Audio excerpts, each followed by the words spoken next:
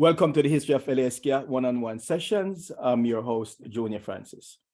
This series celebrates the history and aims to preserve and promote ska, rocksteady, and vintage reggae scenes throughout Southern California and beyond, through insightful conversations and, of course, with legends and modern-day players, including those behind the scene. And so many people have been working behind the scene, especially recently, to help us promote this series. So whether you listen to us by way of a podcast series or you watch us on YouTube, we really and truly want to thank you. And just about everywhere we go these days, we hear people saying, yeah, they're watching the podcast. So I want to thank them and please continue to spread the word. Today's three guests are members of one of Los Angeles' most talented and buzzing contemporary ska, rocksteady, and reggae groups, the Steady 45s. Gentlemen, greeting. What's up, man? Yeah, guitarist Joe Nieves, bassist Eric Crucial, and saxophonist Ian Jack. What's up, Junior?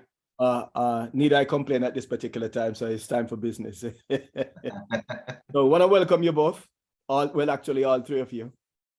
I think we've known each other for some years now, but we won't even go into how we know each other. We want to focus on the legendary Stranger Cole who's coming to Southern California. And we're going to talk about some of the legends who you've backed over the years. So I think I will start by asking you about the LA show that's coming up with the great Stranger Cole. He's coming fresh from a tour of Australia. He's coming to Los Angeles on March the 18th. LA is located at 5515 Wilshire Boulevard. And the same building will be the likes of Ocean 11, the Elations, and DJ Isla, Lady Mila, and Marv Mac. You would think I would know all this from memory. That's essentially the lineup. I hope I didn't leave out anyone. No. Yeah. All right. Mm-hmm. So talk about how you guys are preparing for this particular show. Any special preparation? Because I'm not sure if you guys backed Stranger before. No, we haven't backed Stranger Cole, but we have some very special guests and that are going to be joining the Steady 45s as a backing band. One is Tony Medina, who's been very pivotal in the reggae rocksteady scene for many years now, and has backed many of the Jamaican legends with his former band, the Delirians. So he's backed Stranger Cole, and so he's at the forefront with us. And besides that, having just an all-star cast, having Chris Bourbon on drums, who's also very well known, knows a lot of the Stranger Cole songs and singing all the lyrics as we're practicing. We also have Miss Jackie Mendez joining us to do the duets with the Stranger Cole. And, so the whole band is very excited to be, a part of just a legendary performance for Los Angeles, bringing Stranger Cole and in a beautiful venue. And so that we're all really excited to be a part of this show and thankful that we are chosen as the band that's leading the forefront for backing the legends. Mm-hmm. And speaking of legends, I rudely interrupt you. Go ahead, Joe. No. Thankful I think is a good word that Crucial touched on. There's one other guy too. If you've seen us a couple of shows, there's a guy named Andre Cruz. He's been joining us. Yes, he's been singing with us a lot. Yeah, from the Bay Area. So he'll be on that stage too. So it's going to be really a powerhouse of musicians, because the 45s over the years, everyone who's followed us, it's been a big collective of a lot of people from a lot of bands that come together to really help to really deliver, I guess, the authentic powerhouse of a sound. And then of course our horns are always a pleasure. It's something we always get complimented on from every backing set we do. They're always so excited when the two horns are there. In Ian Jackson, Fredo Barrios, they're always kind of laying that part down. But go on, Junior. Oh, you think I remember what I was going to ask you? But for background though, you guys back the King of Ska, Derek Morgan. Yeah. It was August of last year. The exact location, Rey Theatre. Yes, sir. Talk about that experience. And I know he was pleased with the work that you guys did. That was I mean, I think we should all touch on that because, Of course. and including you, Junior, because that was for us. You know, we've been back, I think, from the whole COVID lockdown and everything, but I kind of see, I don't know how you guys see it. I see it as like kind of two, before COVID and post COVID. And for us, I think that was the real, if I'm not mistaken, it was the return of Ska Mania, since kind of shows started Yes, up the again. last show was Pat Kelly, and then 2018 or 19. Yeah, so this was the first, by the way, rest in peace, Pat Kelly, man. But this was the first show since then. And I was really trying to think back, because it turned out to be sold out, if I wasn't mistaken, right? The Rey Theatre show. A week in advance. And that was, man, that was crazy, because not only a show on that scale, like the capacity of the venue, but for it to be sold out and everyone was there. Like, you know, you walk around in advance, sold out in advance and everything. But while you're at the show, you're just running into everybody from Hepcat, Say Ferris, Expanders, like Agrolites, freaking everybody was there. That was like, I don't know. And then on top of that, you're kind of looking, you know, on stage, we've played so many shows everywhere, but I just can't explain that feeling. And I really want you guys to touch on it, because for me, it was I took it in sober too that day, because I wanted to take it in. But man, just seeing that crowd out there and seeing LA show up for this really obscure subgenre of music, and just to see, I don't know, to see it get a little bit of limelight was honestly, for me, like, man, it's a real reassurance that I kind of needed, kind of coming back into the swing of things for us. And that show was just powerful, not just the energy there, the ending of that, remember everyone on stage and all of that, but even the rehearsal with Derek, man, that was so fun. We just had fun and joy is what comes to mind. And how about you guys? Yeah, Well, for me, that show was dope in that same way. Yeah, definitely. Just being out there and seeing the whole scene come together. Even Junior, you know, there was a little recognition given to you that night. There was just nothing but love and friends and family. And playing with Derek again for me was like coming full circle, because the first time I had got to play with him was years ago in Mexico City with the Delirians. Fredo and I went down there. And so to see him all those years later and to hear him still sounding strong and to see the love people still have for his music was, you know, was a beautiful moment. Any thoughts, Basie, Eric? It was a special night for all of us. Something that we'll, you know, never forget. Just like touching on what Joe said, you know, just seeing all the familiar faces, all our friends, everybody we've known for the past 10, 20 years, playing music in small venues to big clubs, and just really seeing the scene come together and people flying out from all over the country. The amount of love was just really overwhelming. And then a lot of our peers, a lot of the musicians that we looked up to, you know, coming out and talking to us and just saying, you know, thank you for doing what you're doing and for carrying the torch for ska and reggae and rocksteady and just keeping the music alive. It's not easy to keep a band together for a long time, and I think it was just very reassuring that you know that we got to continue just to preserve this wonderful music that, you know, has touched all of our lives in one way or another.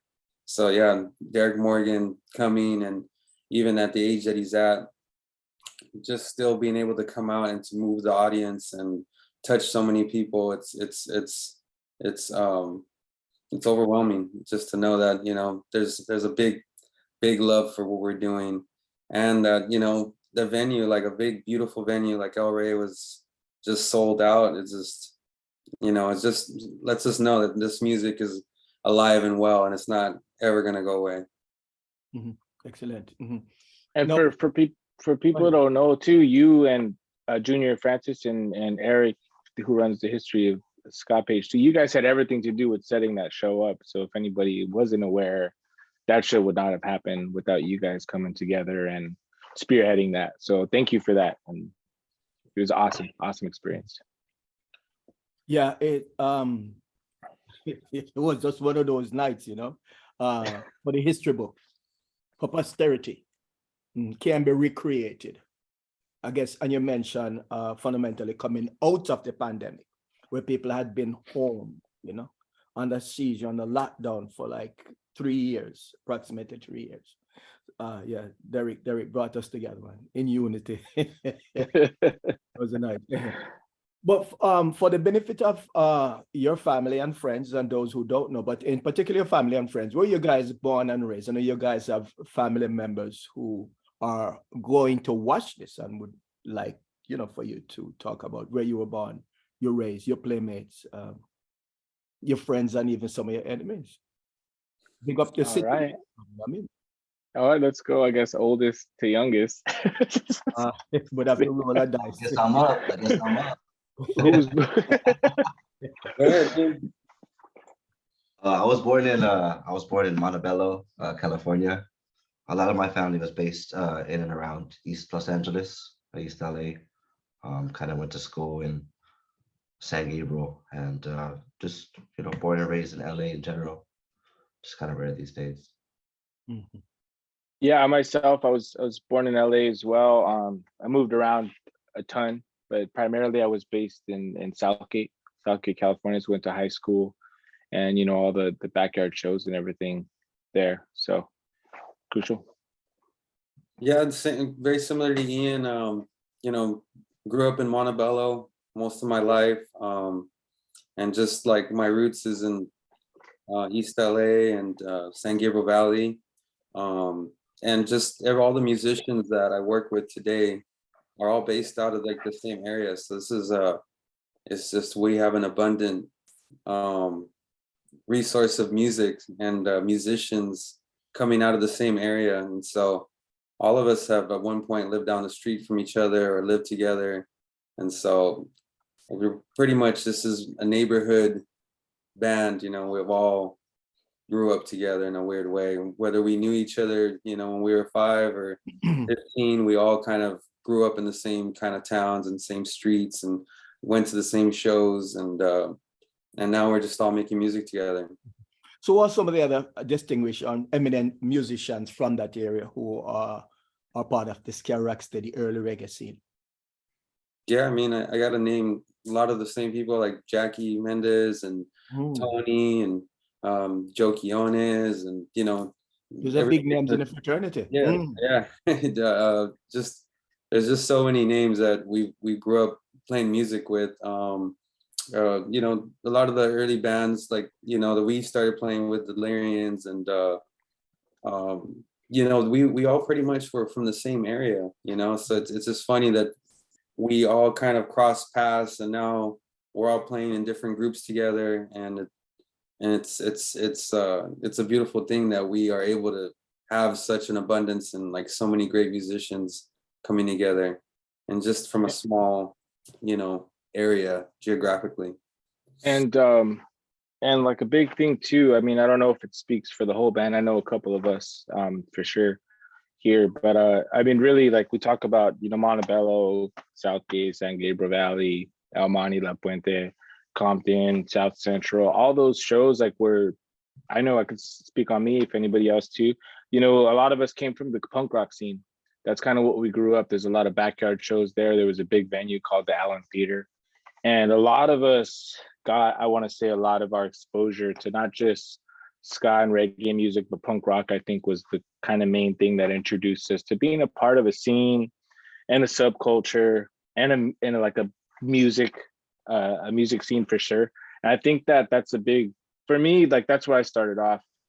Previous to doing anything reggae and ska, I was in punk bands a lot, touring, all over US, Europe, and things like that before I started, before I met the 45s, but pre-45s, I want to say. And I think that's a big thing to touch on too, because that's a big part of our scene there. It's just a melting pot of a lot of reggae, ska, punk rock, and you're going to all these shows and it's all intertwined, and it's just a big kind of thing of I want to say a lot of like young kids finding their identity, and some belonging.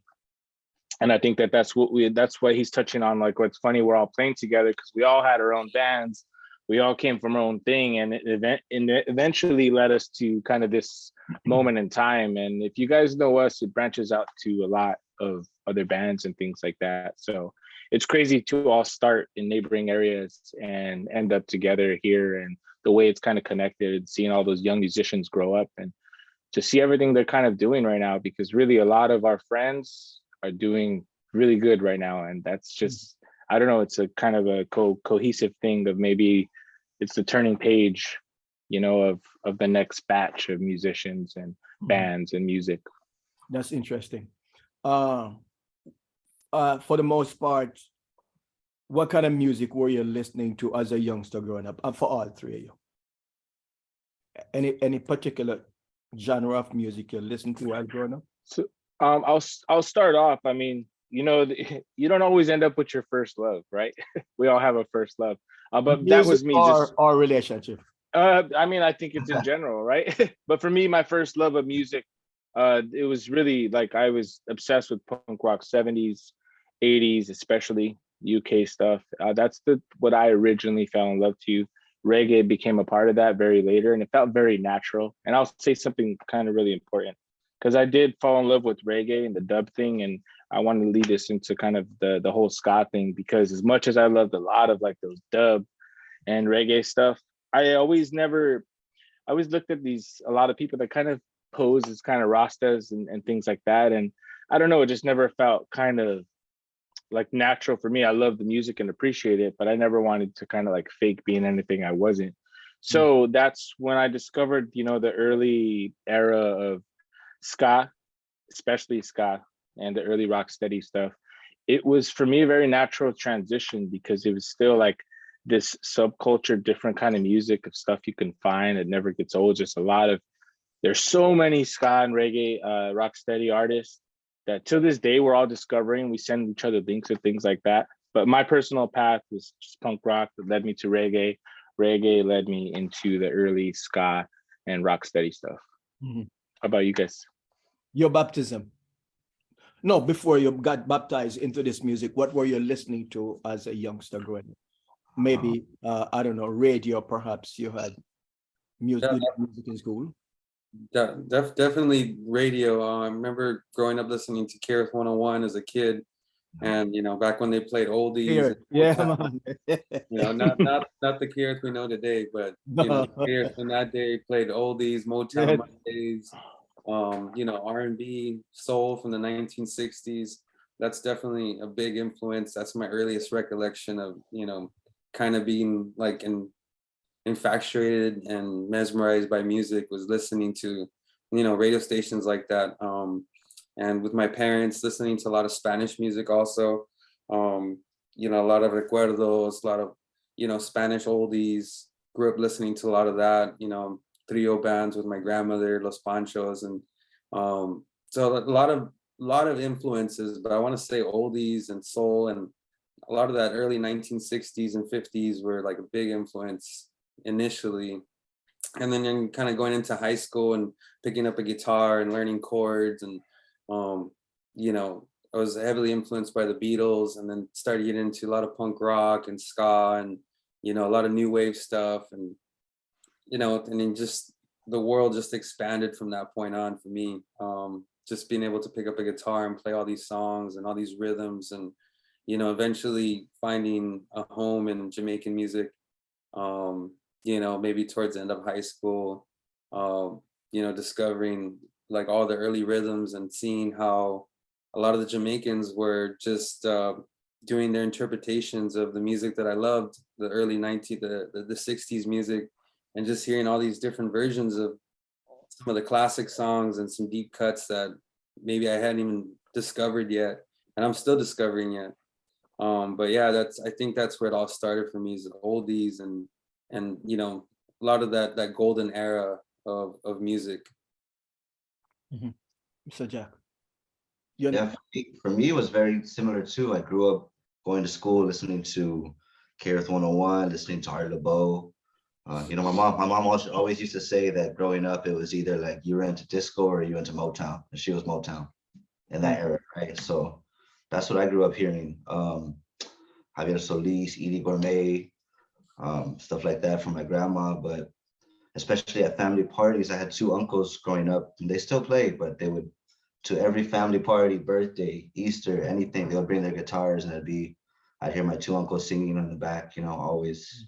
So that was always something I looked up to. I was hearing harmonies and seeing people playing guitar. And so when eventually playing in, you know, marching band through high school and then joining my first kind of third wave ska band, eventually first hearing some of the Treasure Isle stuff, or first hearing Keith and Tex and hearing Jamaicans and realizing that Jamaicans were listening to the same music that my mother was listening to, that I heard at family parties growing up, that kind of just sealed it for me instantly. It's like once you grow up and have oldies and the love of that soul music in your heart, and you hear rocksteady, it's just like a cousin music, like a brother music to it. So Joe, your baptism came in a sense in segue. Your segue. Yeah, I understand the question a little more now.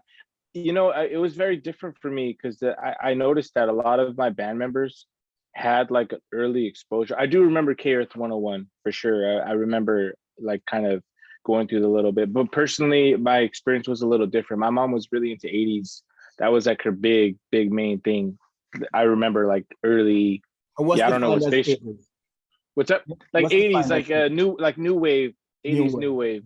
You know, things like that. And then my sister, I remember my older sister, she was really heavily into rap. So I remember a lot of like the early Dr. Dre stuff. And I'm talking about being kind of a kid, you know, I remember Eazy-E and things like that. But it was for me really like when I feel like I fell in love with music was the first time I had went to a backyard show in middle school.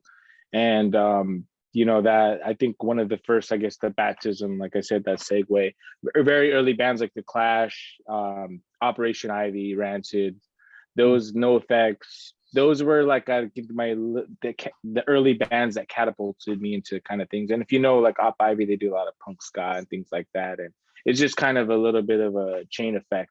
But with that said, because you know the music that we played is very reflective on 60s soul. That's what's kind of really cool for me is like to this day, even these guys are showing me a lot of cool, like older stuff. So really it was until my later adulthood that I really heard a lot of the early 60s stuff and really discovered a lot of the early ska and things like that. Yeah. Eric. Are we talking about the baptism? Yes, man. How you mean? But there has to be a start. Yeah, the start. I mean, man, it was just that, like discovering, I think for me, you know, starting to play with a lot of the bands that I started playing with, the Lyrians and Steady 45s, and, you know, that discovery era was very pivotal to me in like my deep dive into this music that I love so much now. And it did start with, you know, oldies and soul, and hearing the songs that I remember loving so much now being reinterpreted in a Jamaican, you know, rhythm. That's what really did it for me. When I first started listening to reggae, I mean, it came from that too. It did come from a lot of the punk and ska scene and hearing those rhythms, and then starting to dive deeper into, you know, where are these influences coming from, like the Scatolites and you know, the early Wailers, and you know, and starting to dive into like, you know, the rocksteady era, and then even into the reggae and dub and of the 70s that I still love so much.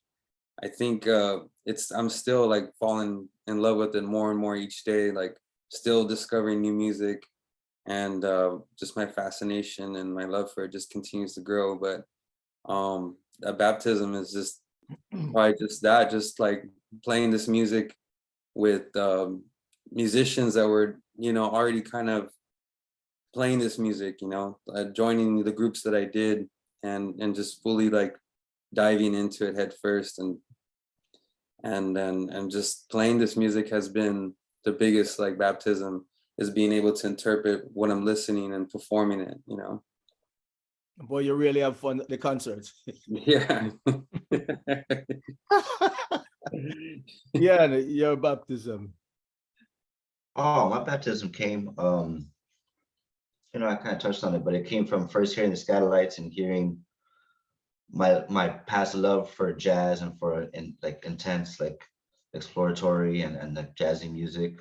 And then once I started hearing rocksteady and hearing how soulful it was, how it reminded me of like the 90s R&B that my older brother was showing me, or that it reminded me of like the soul music, like War, El Chicano, the stuff that I grew up on. Once I heard that and the Jamaican rocks, or like hearing Curtis Mayfield covers or Impressions covers, it just all clicked and made sense. And that was my baptism. Indeed, indeed. Your first concert, ska or reggae specifically, or rocksteady concert. Well, I don't think we've had any rocksteady concert, and because the older musicians, they pretty much play all three genres, ska, Yeah. rocksteady, and reggae. Maybe apart from, I would say, Monte Morris, he doesn't have very many reggae songs, so he does like 99% of his set is ska. Right. But as artists, they give the variety. A ska, rocksteady, early reggae, or skinhead reggae, as some people define. Does reggae count? Like generally 70s? Yeah, man. Your first concert. Okay. Mhm. All right, cool. Because that's really what I got into first. You talked about the baptism. No, I actually, remember- physically, you actually seeing a concert, a reggae concert that you attended. Yes. Not necessarily as a band member, but when you went to see an artist perform. So for me, I could dig deep, and there's one more memorable one, but I want to say my earlier ones where I remember seeing Michael Rose at the Barn. That was a pretty early one. I remember seeing Ika Mouse. It was very early. It was certainly my first ones, but this one's the most important. I went to, I think, the last. You guys remember the Bob Marley Fest? It used to happen every year. It was maybe like 15 years ago, 20 years ago, probably. I've seen all of them. Yeah, exactly. So the last one they had, it was actually called the Ragamuffins Festival. Yes, And right. Transition, this- name change from Bob Marley to Ragamuffin. Yeah, and this is kind of why I bring up that whole reggae segue, because I want to say, if I could remember, Gregory Isaacs was on that. He was one of the headliners, but there was this band that, I just want to honestly say at that time I hadn't really heard much about. I wasn't part of like the 90s scene. I was too young to go out, but the Agrolites actually opened that show. Mhm. And to this day, it trips me out that we hang out with them, because I remember seeing them. I'm like, just far off in the stands with my cousin and one of my friends. And the Agrolites. And I was like, what? I turned to them like, what the hell is this? Like, this isn't really reggae. It's not like roots reggae. What is it? And after that, going home, like you're still burning CDs around that time. And I just remember like, we made each other a couple like of those songs. And that's kind of how I discovered skinhead reggae through the Agrolites, actually. So that's a really memorable early, if anyone else got one. Mhm. Your first concert, be it reggae, ska, rocksteady. Keep saying First one that I can remember, I somehow found myself seeing the Bullets, Roger Rivas's. It was Roger and Malik. I know they had like something going on at Troubadour, I think. And that was kind of the first time that I had experienced that style of music live. And threw a little bit of reggae, a little bit of rocksteady in it. And just that was the first thing that kind of like had me digging, like, where is this coming from? You know what I mean? Where can I get some more of this? And then like, finding the roots of it, the source of it, really Right. just opened up like So were you playing horns then? my world. Were you playing the horns at that time when you went to the concert? I was, and you know what? They didn't even have any horns at that time. So it was just a band, but it's still like it allowed me to dig back into rocksteady groups and hear the horns. And then by that time I was just so I was in. Eric, your first concert. I mean, kind of touching on what Joe was saying, I think on a bigger scale, I remember going to those like Bob Marley Ragamuffins festivals. It was one of the highlights of my of those days. I mean, I got to see some of the greatest artists, Gregory Isaacs, Barrington Levy for the first time, Don Carter for the third time, and those concerts just like really blew my mind, like, of like, what is going on here? Like, this is just the most amazing festival ever, and some of these artists I hadn't even fully discovered or haven't even like dived too deep into them, but I was so intrigued by that. But those were some of the best festivals I've ever enjoyed. And I remember going to some of the early ones. On a more local scale, I remember going to the Blue Bee Lounge and catching that and going and seeing the Expanders for the first time. And I remember going to Ska Mania and seeing the Allentons, and the Debonaires for the first time was pretty mind-blowing. those really early days, even before I even really started playing in bands that played the style of music, that was pretty inspirational and motivating. I was like, wow, I can't believe I couldn't make sense of how they were listening to this music. I couldn't make sense of how it was being performed, and actually seeing musicians performing on the keys and the intricacy of the rhythm, how I just couldn't understand how each person knew where to fit in the pocket. The bass, boom, boom, boom, and the guitar, and the drums, like it was insane to me. So when I actually saw it being performed live, I think that's what really like just, struck a chord in me. Like, wow, this is just like a rhythm, like locomotion, just everything working in this in a very like mechanical but like so rhythmic fashion.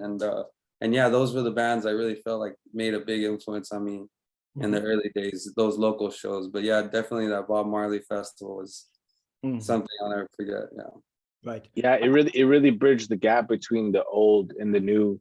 And then also shout out to Hepcat, of course. Those were always like some of the early stuff as well in terms of falling in love with ska. But man, yeah, that feeling crucial. I've seen it in your eyes. Like, man, really think back on that, and there's just no feeling like that. Like, I get people post stuff and stream and do all these things, but there's just nothing that compares to just exactly how he described of like just being your mind's blown, and you're just seeing how everyone fits in the pocket and works together. And it's just, I don't know, it sticks in you. It's like burned into your brain. And it was different then, because I mean, this is before YouTube, and now you can watch videos on people performing this music. This is like, if you wanted to see this music, you had to go to the show, And I remember, like, if you wanted to find out about the shows, you had to look at the back of the LA Weekly or, flyers in a penny lane. You know what I mean? Like, this is how we found out about shows. It's like, hey, this is happening. It's like, what is this? You know what I mean? So it wasn't like, you're getting flooded through like a social media. It's like you really had to kind of discover it, and you kind of had to be looking for it a little bit. And I think that's what made it even more special, is like discovering like, man, there's this whole world of music that I'm just like barely like stepping into. And there's like so many lovers and so many, like, there's a beautiful scene happening here. And it just felt like really underground and very, very personal, walking into these like little club shows, because it, like you said, like it was just pre-YouTube, pre-social media, and it was just like, it was an experience. It wasn't like something you could just look up, so it was special. But being a non-musician, I think I can relate a little bit to what you're saying, Eric, in that I remember when I was a youngster, I used to go to Treasure Isle. And it was a liquor store downstairs and upstairs. And I couldn't understand, because I used to honestly and sincerely believe that some of the Treasure Isle songs really came from him, could not come from an ordinary building. I used as a child. It just defies the ordinary understanding of the technique. No, I kid you not. And I love the Treasure Isle song. No, these songs scare. And I would just, because you couldn't go inside, Ukraine had many guns. I said, how can music? And I don't remember much about Coxsone, but I'd go by some of the other record stores. But upstairs was a Treasure Isle recording studio, where all these artists, Alton and all the Treasure Isle, and I said, no, the music cannot. The music that I come to love so much could not be coming out of this building. Yeah. It's gonna be so hard now. It's gonna be so hard now going on about us, Junior, because I can hear your stories for days, like for days. Especially like you called yourself a non-musician, but I mean, I disagree. You're so much a part of it. You're as much a part of it as any of us. And you don't have to touch on it, but I remember my mind being blown about you telling your story about how you ended up in LA, from Jamaica to the East Coast out here. And I just think, that sense of belonging is just, I don't know, there's just a feeling there. And you see that no matter where you're playing in the world, it's a shared love and appreciation for a certain type of music. And I just think it's just a full circle of connection. And man, after hearing that Treasure Isle story, I want to know more about what it's like going down there. Just give us one. Just give us one. One more then, the last one.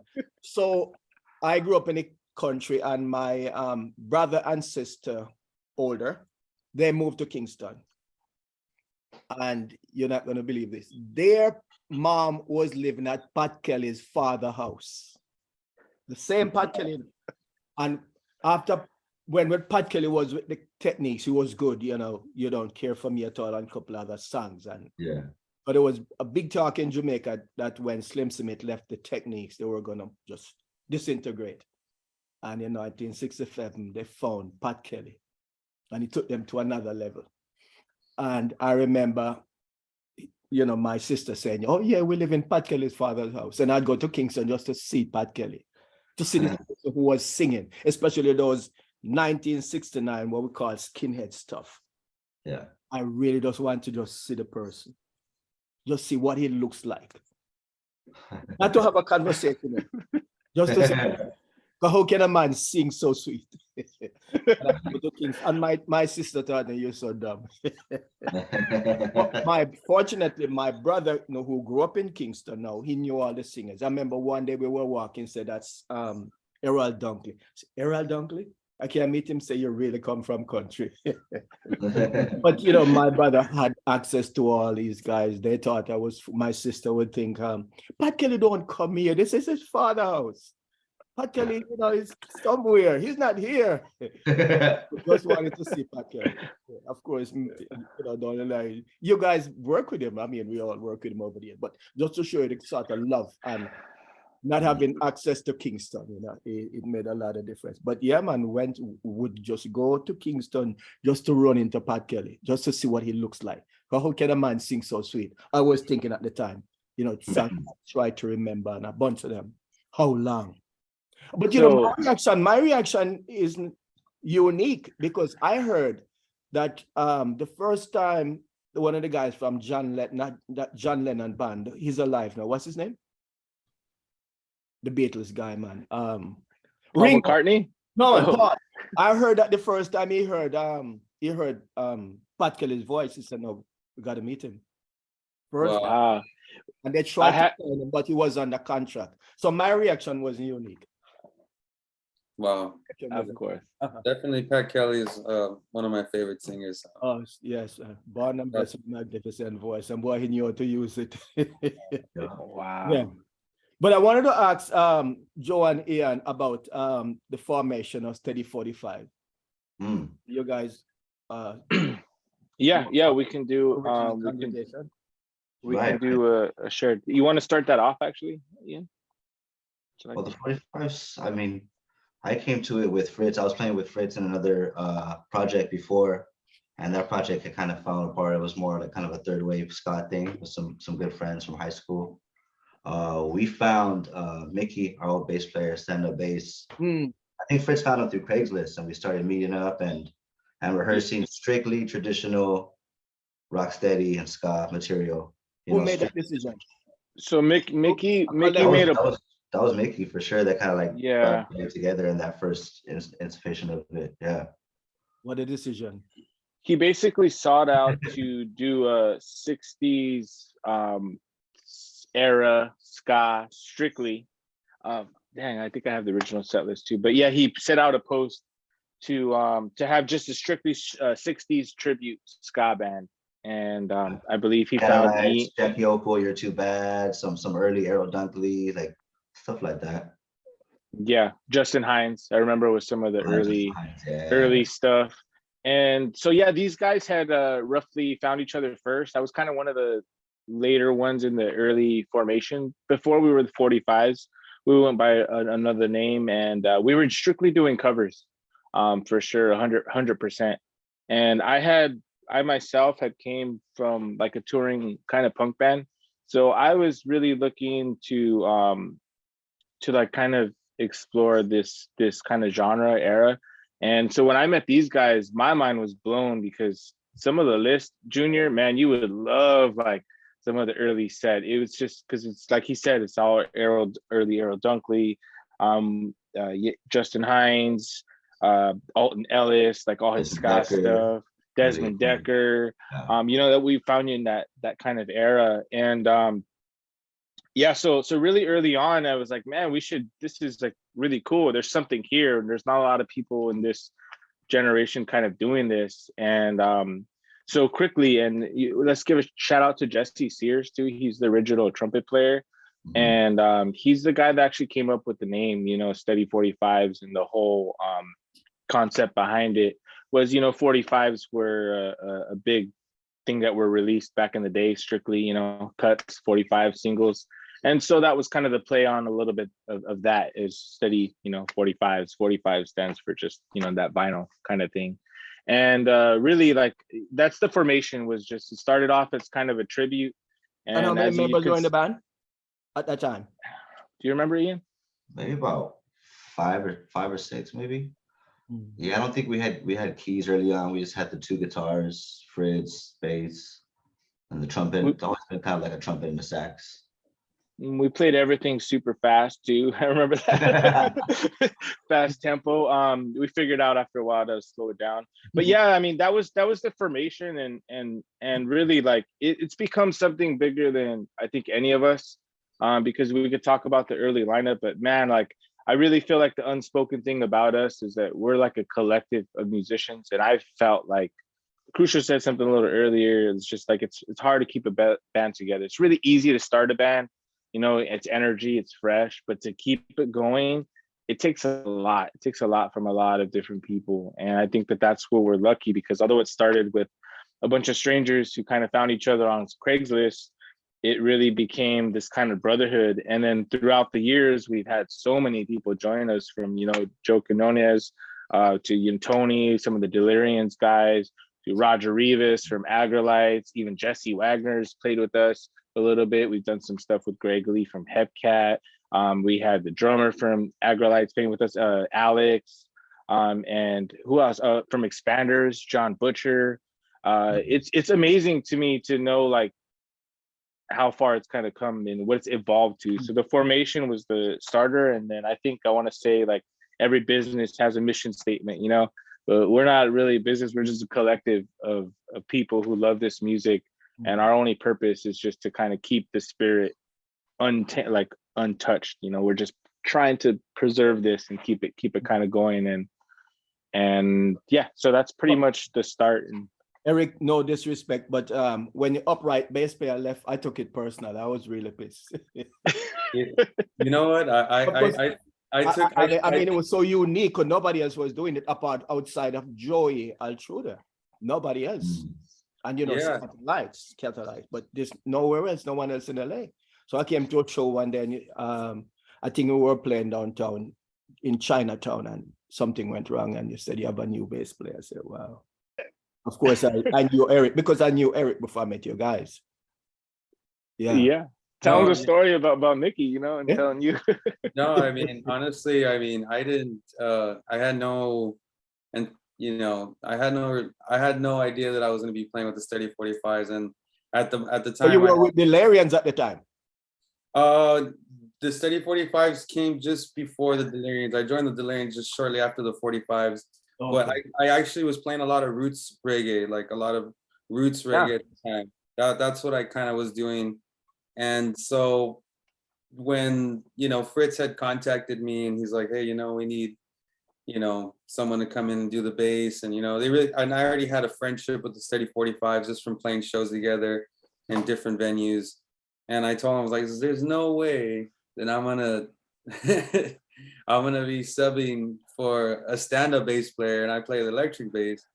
And I felt the same way you did, Junior. I was like, no, this is not gonna work out. And then they're like, no, come on and try. And I told them, like, I don't even play like ska. Like, I don't even know how to play ska. Like, I play roots reggae, and it's a whole different feel.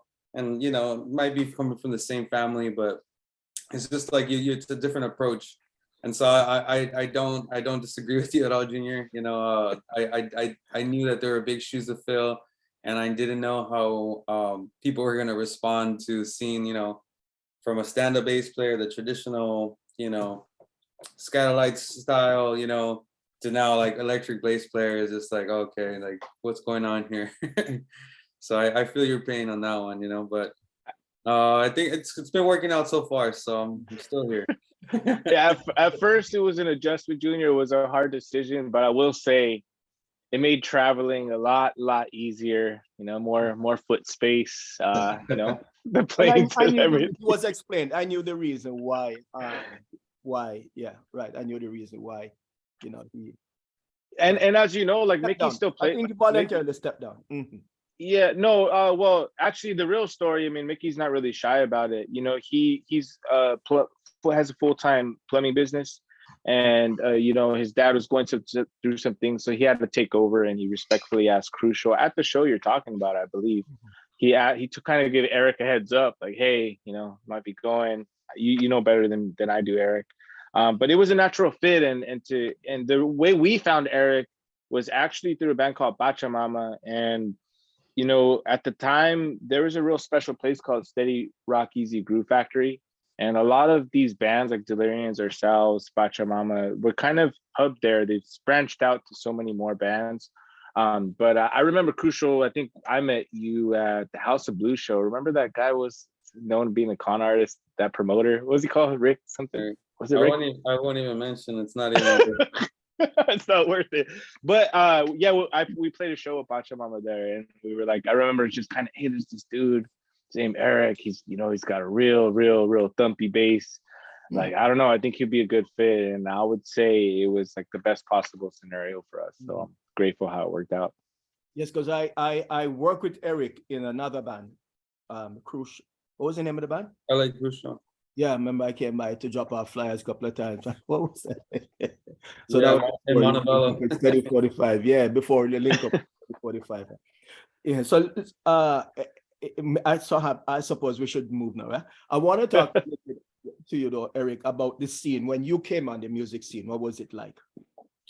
I mean, it really was very explosive when I started playing with all these bands, because like Joe had mentioned, I was playing a lot of roots. I was playing in different bands, playing more of a roots reggae style.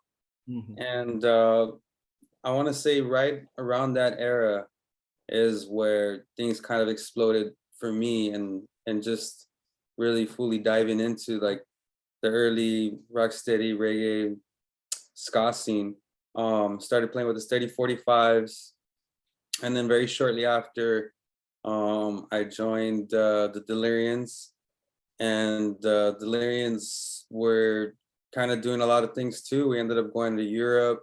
We backed up Uroy in Europe, and the London Ska Festival, Roy Ellis in Switzerland, and we did a tour through Mexico.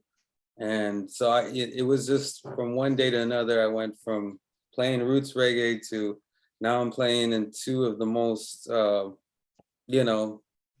two youngest, strongest bands. Acknowledged ska rock. Yeah, and so I don't know. It was a pretty interesting time, and I know a lot of people had like that same feeling, like, hey, who is this guy? We've never seen him before, and now he's playing in the Steady 45s. He's playing in the Delirians. And then shortly after, I was playing with Roger Rivas and the All Stars. So it was just during that time era, it was just a beautiful time for me. It was one of the best times. I was touring a lot, was traveling, over Europe and the U.S. and Mexico, and doing tours up and down the coast, and really discovering that anywhere I went, there was just such a demand for what we were doing, and people just loved this music. And I just thought it was just a little world here in Los Angeles that we were living in that loved this music. But everywhere we went, Mexico has like a humongous fan base, and just to be able to play these small towns, play the Mexico City, Guadalajara, it's just, I was just in awe that, like, wow, is this even real, that people are singing along to the songs? And the crowd in Mexico would sing along to the horn lines, which was like, so like I've never even heard anybody do that. They're like chanting to the horn line, you know what I mean? Like they knew the horn line. And I was just so that's what those early days felt like to me. Is just how much people loved this music as much as I did. And I was still like even learning a lot of the music. I was still discovering a lot of the music, and the Steady 45s and the Delirians kind of taking me under their wings and kind of showing me a lot of the styles and, you know, and learning from them, and also just from being like just a big fan of musicians, you know, watching Cheekies and a lot of the other, you know, good bass players, Jason from the Debonaires, and watching how they played, and just learning styles and feel, you know. I think that was really important to me. So before I actually started playing in a lot of these bands, I was just a big fan of going to shows and watching the bands and watching the interaction and between the crowd and the musicians on stage interacting with each other. And I think that was a very, very special time because it was just a discovery of all these sounds and people and scenes. And to this day, like, you know, I have friends all over the world now that I still communicate with, and it's all because of this love for the music, you know, that we still talk online, like, hey, when are you guys coming back over here? When are you coming back over here? And it's all, this music has brought me so many friends and family and acquaintances all over the world, and I'm so grateful for that. But yeah, that was a very special time, those early days. And you know, we were a lot younger. We didn't have serious jobs. We were able to travel a lot. You know, we would just jump in the van and drive and play on a Monday night or play on a Tuesday night in a small town, or we just wanted to play. We just wanted to perform, you know, and play with other bands and finally share the stage with some of the groups that we looked up to. And you know, like just being on the road, and we'd hear a song, you know. I remember on the road with the Steady 45s, we're in Arizona, and we heard I'm in Love by the Techniques. And it was just, we were just hanging out at one of our friends' house, and I was like, you know, I was telling Joe Nieves, I was like, hey man, I really want to do this song, you know what I mean? Like this, I love this song, man. Let's do this song. So we learned it that day in like at someone's house. We're just playing it. And then that night we just played it that night, like that the same night. So it was just a fantastic time. Like any song that we loved when we wanted to play, we just learn it and play it that night. And I just felt like it was just like an energy, and like just such, like us just wanting to play all our favorite songs. It was fantastic. And being with musicians that could play that song and be able to have the ability to interpret that style and very authentically, you know, that was special too, because not anybody can play this style of music. I think a lot of people attempt, but it does take some years of experience, and especially rocksteady. Rocksteady is very difficult. Exactly. Especially the lead guitar. Because a lot of Jamaican artists, when they play outside of Jamaica, one problem they usually have is lead guitarists always, especially if their first language isn't English, they just have a difficult time getting especially the intro. Yeah, definitely. A lot of rocksteady have a lot of guitar intro. It's the sound, it's the touch, it's the feel, it's everything. And I think all that was schooling for me. All the early days was very schooling for me, like playing these songs, falling in love with the songs and jamming the songs. We would rehearse for hours. We would play so many shows, and you know, and I think all that was a schooling for all of us, but specifically for me, that's how I really learned to understand and be able to interpret the sounds. Like, okay, I don't play a stand-up bass, but how can I make this electric bass sound like a stand-up? You know what I mean? I'm muted. I'm gonna play with my thumb. I'm gonna like hold it a different way, you know, like, and try to give it that sound, you know. So those early days of me first joining all those groups were, you know, some of the most special times for me. But you know, I think what's extremely unfortunate is that LA has so many good musicians playing early Jamaican music, and they can't make a living. They have to work 9 to 5. That's what I think is so unfortunate. But my mom, nothing in life is fair. And so I guess that's the answer. Because when especially that Derek Morgan show, the level of musicianship that we saw on stage is unmatched. Yet and still people have to, you know, because they're not getting paid enough, we're not making enough money, whether it's Stranger Code, because it is a subgenre. That's not in the mainstream. So when you leave, you have to go do your 9 to 5 to pay the rent, to pay car notes, you know, to basically survive. And how we change that. I don't think we can change it. Yeah, we had to learn that, I think, the hard way a little bit, Junior, because we had high hopes. Because you know, like for us too, with fluctuating with members, I feel like for certain people, like the 45s were really a boot camp because we really hit the ground running from when we started. I think I want to say I used to keep track of all our shows, a big log, and I think early on you asked about how it was like when we started. When we first started playing, it was a lot of empty shows, a lot of bars, a lot of long sets. We took everything nook and cranny we can get, and we understand now how that's paid off, like as musicians, but yeah, Junior, we really give Crucial, Ian, Fritz, myself, even Joe Quinones, the other Joe, Fredo. I mean, we really, even Esteban, I'm gonna give a shout out to Esteban too, because we grinded so hard with that lineup. We were everywhere. And so I think the peak, I remember we played something like 192 shows in 1 year. And that's like virtually, like little, like what, half the year. It was a lot. We were gigging a lot. We gave our whole basically 20s and change, to that. And that's, I mean, I think you hit an important point, Junior, about, the money is not into it. Because no, we don't do this for the money, but we live in a very expensive location. LA it's really hard. And you see that all the time. Like everyone that goes, all the DJs that host all these shows, all the promoters, all the bands, they're not doing this for that sake. It's definitely out of love. But at the same time, there's a reality to that. And as you get older and older, it's kind of becomes a balance between, okay, I want to give, this is my passion, this is my hobby, but at the same time, I want to be able to eat every day and live comfortably. And, there's a lot of things that go into being in music too. You have a lot of alcoholism and drugs and things like that. And to really have a stable head, it really takes a lot of effort. And if you're not careful, it could be a really scary imbalance, So I think I'm grateful for us, especially with this lineup with these guys. We develop a real like special brotherhood and bond where we don't just try to lift each other up with it's not all about music. We take really special care to our friendship and what we're doing in with what else in our lives and supporting each outlet. And because it's true, yeah, we have our 9 to 5s and then we go home, but we still want to go out there and play music and big trips and have our time off and still this is our part of us. It's not even just an identity. It becomes a part of your inner self. It's like your soul. It's almost like I can't function without this part of my life. You know what I mean? It's a part of our being. And here's the question that I ask.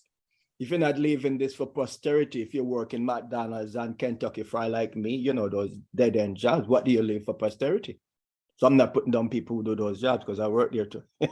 Yeah, we all have. Right. Putting your stamp. Here you work 9 to 5, drive Uber, I do all those things. Yeah, well, you have to take it to another level. You can't just leave this for somebody else to do. Right. Mm-hmm. Oh, man, you love music. I said, leave your stamp, leave your mark for generations to come. Mm-hmm. Absolutely, 100%. I back Ken Booth, I back Derek Morgan, I back Stranger Cole, and it was good music. It was done extremely and professionally. And of course, I think that's the way to live your life, a well-balanced life, not just to work 9 to 5. And I think it takes genuine. That's why I compliment you guys, and have tremendous respect for the art. Music is the highest art form. Anyone who is involved in art. And you know what? That is what connects it. I trip out all the time to this day, like because you go through ups and downs. But what always keeps me going is just kind of reflecting on, like, it feels like a fever dream. Like, it's crazy to me, like, the fact that we backed up, like, he texted 3 different countries. We did Canada, US, the UK. Like, that's crazy to me. It's easier to say out loud, but I don't know. For me, it's never just a thing that happened. It's always like an important like impact. It's one of the most elegant and upscale venues in the United States, the Hollywood Bowl. You guys play the bowl. That's a dream for a lot of millions of people. Things like that. See, things worldwide. They want to grace their presence, grace their presence. The opportunity doesn't avail itself. It doesn't, and that's it. But that's what I found from like playing with not just the 45s, but in general of us like touring and traveling. Like every promoter we've dealt with shares exactly the passion that I know you have and us. It's like a very common ground where like that's not all they do. They're not just promoters. They don't just do that. They have their day jobs and this is their passion and they want to bring a band out here wherever they are, you know, name the country. And it's just like some of the best promoters, like a guy I could think of is like Pete that runs Freedom Sounds in Germany, in Cologne. And you just see this plethora of these kinds of people with that personality. And I don't really see a difference between like a DJ and a musician and a promoter, because that shared love is kind of what connects all of us. You know, it's we talked about balance and completing that circle, and that is kind of what it is. We share that in common, and that's why a genre like this is able to kind of prosper and go on through the times and live on, because it's just a feeling. You capture that feeling, and yeah, maybe you chase it, but it's just there's no faking it. It's really something that you're trying to just like service, you know. I want to touch on the songwriting skills. How you guys, all three, how you guys write songs for Steady 45? Is it a collective effort, individual? How is it done? Explain the process for someone who maybe young musicians who are looking up to you guys. And there are people looking up to you guys, because you guys are definitely professional now. There's hardly anything else to be desired. I mean, when you guys back Stranger, Derek, there's nothing to be desired. You guys really and truly recaptured that original sound that was laid, Treasure Isle. You guys have it down to a science. I think that's going to be hard for the three of us to answer without this like interview dragging forever. But I will say for us, like our band, I'll just give my short answer, and I want one of you guys to give the long version. It's definitely a mixture of, sometimes we have our own ideas, and we've also learned how to write together and work together. But these, you know, the three of us are the ones that do most of the writing, and like I feel super lucky because I'm a big fan of their writings, and they've helped me so much with some of our songs. We share our songs. I won't go through my whole process, but I want to say it's a combination of both. And if one of you guys can touch on your actual process, that'd be awesome. Oh, I mean, I feel like it differs for every tune. Like a song like "Don't Be Late," for example, was one example of all three of us writing together. Other tunes, it'll be like either I'll come with an idea that I think is developed, and I'll bring it to these guys, and they'll put their touch on it. It'll become a whole new thing, and then it'll really sound like a 45 song. Or like Eric will come with a rhythm, and then we'll build a horn line off it. Or Eric will come with a whole instrumental idea, or Joe will come with some lyrics. And we usually, long story short, come together, bring something to the table, and it just transforms with everybody's input into something, you know? So That's kind of our process in a sense. So in the final analysis, a person who doesn't contribute to the writing doesn't get any royalty. And I asked that because I heard from someone who once said that John Lennon always encouraged the other band members to include everyone in the process so that they can get some royalty at the end of the day. Right. For the record, I'm not exactly sure, but if you just have one person doing all the writing, then when you guys reach nursing home, the other persons who don't have nothing to that. Yeah, I mean, full disclosure for us, Junior, we split everything as a band. Doesn't matter if you're a horn player, singer, or drummer. We've always been. Is it documented that the song was written by XYZ? I don't know. Do we do that again? I think we do. And I'm not saying it should be, and I'm just asking as a question. I think we do. It's recognized like who came with like the bulk of the idea, you know what I mean? Sometimes one of us will have like, you know, coming with a song to the table, is like, hey, I got these chords, I got these lyrics, I got a melody. And then, you know, obviously it goes through the whole Steady 45 treatment where we develop the song in the rehearsal in the studio. You know, we can record a couple versions. I've been into recording for, you know, 20 years or so, and that's been like one of my biggest passions, even before actually being a musician, is recording. And so having the luxury of having like a recording studio, I have so many versions of so many of these songs because we record and we record and we try different ways. We try, okay, maybe it's a, you know, like a ska steady, then we try a rock steady. Oh, maybe it's gonna be like early reggae. So some of these songs have gone through multiple changes before they actually reach a listener's ears, you know.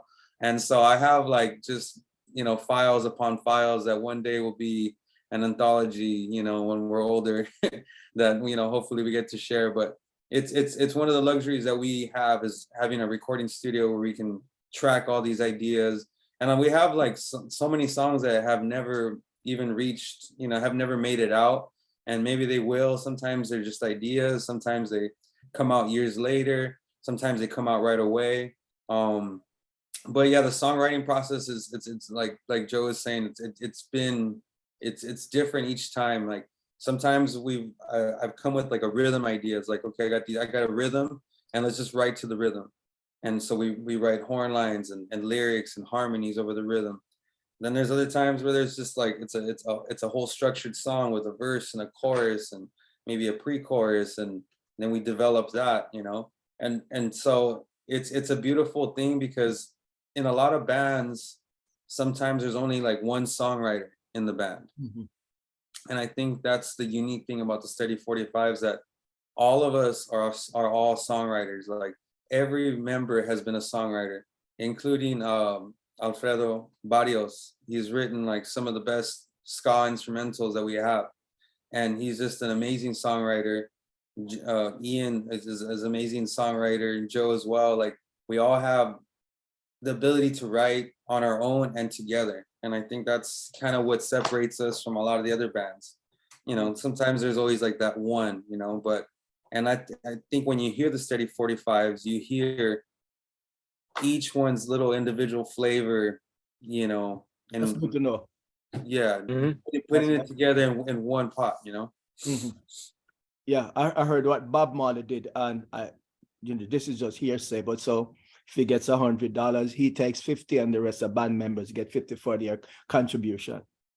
And and John Lennon too, he wanted everyone to be compensated. So when you reach nursing home, he doesn't have all the money, and Paul and the rest of guys are struggling. So those are two musicians who I come to have tremendous amount of respect for, really looking out for their band members. That's why I see people don't leave Bob Marley. Yeah, when you're with Bob, you don't leave, go work for someone else.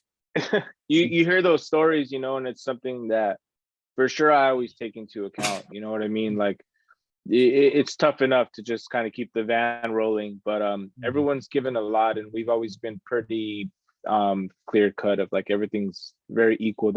And I just feel so lucky because there's just very little egos in especially our later lineups. So nobody has an ego, nobody has inflation, and then we're all working on our individual balance too, so we don't have to like fully have to rely on everything on just this. Yeah, and I also want to give the band credit, because a lot of bands, started up playing ska and rocksteady, and then they realized that they're not going to be paid the farmers' ransom. They can't move up to Beverly Hill or Westwood. So they move on to do other things. So really truly want to give you guys credit for, Thank you. Maybe one more question before I bring in our producer and good friend Eric Ola. I want to talk a little bit about your releases. I think you guys have worked with a couple of producers, Steady Beat, Strictly Roots, Angel City. Did I leave out any? I mean, Steady Beat, and then also I think we did 145 with Angel City. Right. But from the get-go, I want to say that we've always been kind of self-produced, even when we put out records or songs with any other label. We've always, like I mentioned before, we recorded our own stuff, we write our own music, we write our own harmonies, and the recording quality also comes from loving the recordings that we treasure so much, all the early, rocksteady and ska, and try to emulate that style, because as you know, like even when it comes to performing Jamaican oldies, it's not just about being able to perform it, but also just to create the tones and the sounds that we love so much, and how things are mixed and how the sound quality of it. And so all of us, we really nerd out on those things. Like, hey, like listen to how the organ sounds and how the piano is like distant in the background, how the snare sounds, and so tone and recording has also been like a big passion of the band. And so like when anything you hear, any of our recordings, have always been things in-house, you know, our own studio, our So own. you do your recording and then you, I guess, enter a contract or a deal with the different labels. No, I mean, we've always just put out our own stuff. I mean, with Steady Beat, I mean, we want to give a shout out to Luis, because Luis has always been good to us, and he's been one of the first, you know, record, you know, producers that's put out, you know, the first couple 45s, you know, and he's always allowed us just to kind of create the sound, and then he helps kind of like, you know, manufacture it and distribute it.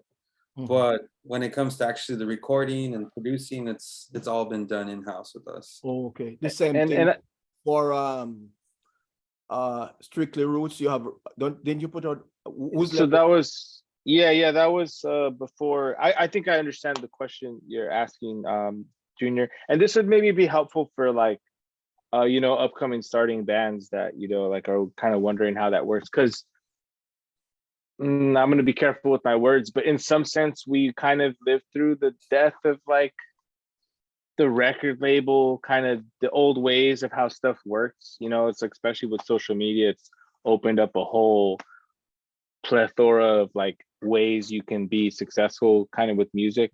But for our releases, we are really lucky. I think shout out to Luis and Steady B, because he did release our first 7-inch very early on. I think we were banned for like 3 or 4 months.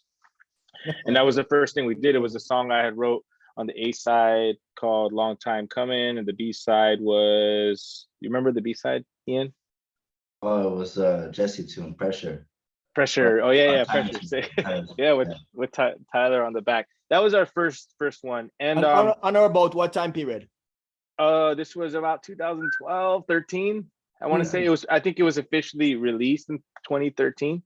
I think summer that year, Rainbow Records. So that was our first real, I guess, kind of pressing really early on. And the way I've worked out most of the deals, and I keep it very like straightforward, is I try to find people that are willing to kind of do a half and half deal. Basically, we just go half on the pressing, and we both sling our own copies, kind of thing.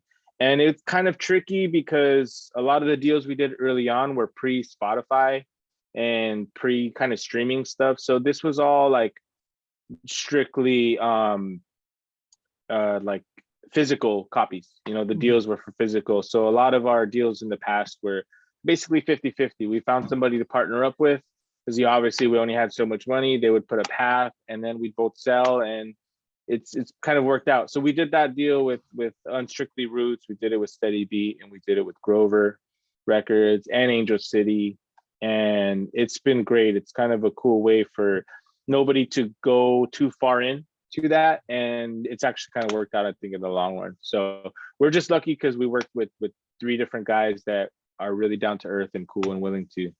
I'd be remiss not to actually to mention your latest project. You guys did a very successful show in Orange County when you had your very successful launching of your new project. You have an album nearby you can show. Even I didn't get one. But so right now, I'll touch upon this. So what we one you can show there also, tell the world. I'm waiting too. We have one you can show. Well, the thing is, I'm waiting too. You have the album. We are pressing it. It's going to be pressed and it'll be released soon. So as of right now, I'm jumping the gun. Right now it's just a digital release, so it's available for streaming. The concept behind this recording and this album concept is it's two sides in just as one. So one side's like a ska side, which is a swing and sway, and it's like 6 songs of just straight like 1960s ska. And then there's Don't Be Late, which is, you know, that early Rocksteady, that Treasure Isle style Rocksteady that we're kind of like putting out. So it's like a 2 concept part album that it is. So it is going to be one album, but there's 2 titles to it, 2 working titles to it. So it should be timed strategically so that we can, you know, you guys can send it to the Grammy people. Yeah. Yeah, I mean the no, it's not a lot. The unspoken thing about like the pressing stuff is I don't know if I don't know all the bands know, musicians, but maybe the public doesn't know. there's like a crazy wait list for pressings now. Like I think it got as far as a year at some point. Because everyone, I don't know if it happened during the pandemic, everyone decided to try to release stuff because we all had time to, like, you know, come home and release. But that was the issue with the timing. We didn't want to hold on to it too long, so I think we dropped it. And I'm gonna throw a shout out to Blackbird Records, because that's Eric Crucial's kind of new label, and you know, we're supporting him by kind of doing it through that outlet. But the reason that it dropped digitally first is just because the wait lists are really, really, really, really crazy. And how has the response been? Well, the response has been great. You know, like I said, we still have a wide variety of audience, and we're getting so many messages from Europe, from all over the UK, that they're like, when is this album coming out? And it's been reviewed in several magazines, and it's already been praised as, you know, one of the best records that's been released in this style in years. So like the response has been tremendous for us, and I think when the actual physical copy comes out, it's just going to be, you know, even more special. I think touching on releasing records is, you know, nowadays with streaming and like Spotify and all that stuff, there really is not a lot of money into streaming at all. We virtually don't make much off of streaming. But now, you know, we've all been collectors. You know, I've been a collector, you know, for records and stuff. And to actually have a record, our own music being pressed, is something special to all of us. I think something that we cannot, you know, we've always loved to do it just for the sake of having it physically pressed. But now, like, records have kind of made a big comeback. Now everyone's collecting in a weird way. Yeah, I was up at Amoeba this past week. I went to drop off some Stranger Code flyers, and I kid you not, Amoeba was full. You know what people buying? Records. So records. I'm speaking from first hand. Yeah, no, everyone. Youngsters, you know, teenage, but everyone had record back. There was a massive line of people inside buying records. So records, I mean, saying that to say that you guys should, you know, whatever it takes to press it as ASAP, fast as possible. Yeah, that's definitely the plan. So we're looking later in the year to have that, you know, out, and you know, and we're gonna dish it out to everyone around the world. There's already a big demand for it, so everyone that's listening, just know that it's in the works and it's coming very soon. And we're proud to share that with you guys. Congratulations. Well, I know my partner here and our friend Eric Cole has been waiting like a couch tiger to come. What's up, Eric? There we go. Oh, there it is. Hey, There shout out to Chris Bourbon for the artwork on that one. So great. Right now. For the artwork. Chris. Right now, the drummer. And what's the name of his band? Give his band credit as well. Oh, the Capsules. He's from a band in Bakersfield called the Capsules, and really talented. He's one of the best drummers in LA. Now, I'm not saying this, you know, whatever I say is what people are telling me. Yes, Chris is up there now, and he's up there. Yeah, we'll have the pleasure of seeing him sitting with you guys, right? This on March 18th. Stranger Cole. Move closer. I'm super excited. But you're out of the camera now, Junior. That's all right. No. I've really enjoyed the conversation and learned a lot about you guys and Steady 45s. And I agree so much. The Ragamuffins Fest, Bob Marley Day Festival, the number of artists and the types of artists that I saw over the years. So I can relate on how amazing that was. Yeah, definitely first time seeing so many of the roots artists and some of the rocksteady artists. That's the price you pay to live in LA. Right. I know. Oh, definitely missed that. So you guys touched on so we know you have Stranger Cole coming up, Derek Morgan, you talked about Steady 45, Roy, right, overseas, Roy Ellis, Rudy Mills, right, this last November. Yeah. What other legends have you backed that you've not touched on? Ian and I were trying to figure out the first one we did, because it blended together. And, you know, I really have to give an extra shout out to Delirians too, because they're a big part of our early thing too. And it blends together because a lot of those guys, some of those guys, they did like Derek Morgan. Ian, you brought up Mexico City. I had to tell you that. Oh yeah, let's see that. You know, that poster from Mexico City. I went out there to film, and these guys, I did an interview with Derek, and these guys played horns for over there. But yeah, we did Clarendonians, Ken Booth, Charlie Pat Organer. Kelly, Charlie Organer. Oh, shout out to Organer. Charlie. Nice, yes. Every Thanksgiving we get a phone call for him. He's like, "Hey, have you seen a giant turkey?" like running around. Yeah, that's Oh, great. he's a great guy. Yes, Chicago based. Yeah. There was, man, could you think of any other backing sets, guys? I think it covers the Clarendonians, Ken Booth, Pat Kelly, Maytones? Derek Morgan's. No, You the guys got Maytones. Tons of them. No. They played Think when they we- played in Long Beach for no. It was somebody else. Okay. That's the Missionaries, yeah. Right. Yeah, but I'm talking about Marv Mac had a show in Long Right, Beach. It was right. a I had capsule. the chance to Oh, do. Caps. I had the chance to do Pat Kelly and Carlton Manning. Carlton the show. oh yeah, nice. That was yeah. Yeah. awesome. That was our So, factory. so by backing so many legends, and clearly differs. Every legend is different, right? For many reasons. But what are the biggest differences? Like if you had to kind of in broad strokes, just talk about how what is the biggest difference, right? In backing each of these legends? Like is it like their expectations or the way that you prepare, or I could touch on the similarities. You know, it's really, really dear to our heart, like how much appreciation they have. I think they can tell that, you know, we are big lovers and study this music. So every time I feel like this is one thing that has in common. I think they get a little surprised at first. Like, you know, like, okay, what is this? I remember meeting Rudy Mills. We were practicing in London. It was Keith and Tex and Rudy Mills. And we were just in the rehearsal studio, and I guess Rudy came late, and I don't remember the exact quote, but he's like, "Man, I was like walking towards where you guys are playing, and I could have sworn it was some black guys playing." You know, like he was surprised to see a bunch of Latinos like kind of in there. Right. And so that's the one thing you share in common.